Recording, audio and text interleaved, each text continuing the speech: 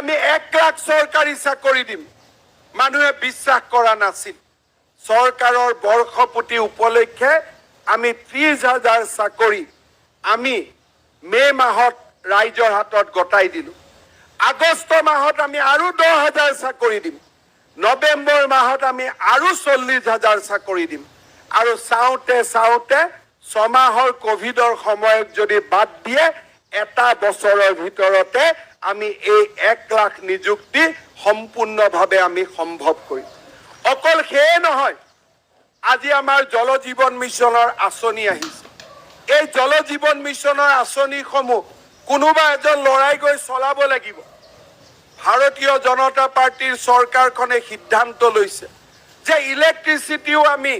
ৰাইজৰ হৈ অন্তত 5 বছৰ ইলেক্ট্ৰিচিটিৰ খৰচ আমি দিম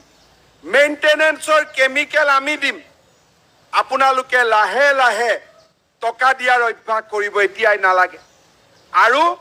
যিজন ভলেণ্টিয়াৰ্ছে স্কিম চলাব সেই লৰাজনকো 6,500 টকা মাহত দিয়াৰ দায়িত্ব চৰকাৰে মূৰত কাণ পাতি ল'ব এই আঁচনিৰ জৰিয়তে প্ৰায় 26,000 নতুন যুৱকে 6,500 টকাকৈ পোৱা আৰম্ভ হ'ব যাক আমি জল মিত্ৰ নামেৰে আমি নামাঙ্কিত কৰিব খুজিছো অৰ্থাৎ আমাৰ এই চৰকাৰৰ কাৰ্যকালতে অহা এটা বছৰত 26,000 নতুন জল মিত্ৰ আমি দেখিবলৈ পাম যিসকলে আমাক বিশুদ্ধ খোৱা পানী দিব নৰেন্দ্ৰ মোদী ডাঙৰীয়াৰ সপোন বাস্তৱত ৰূপায়িত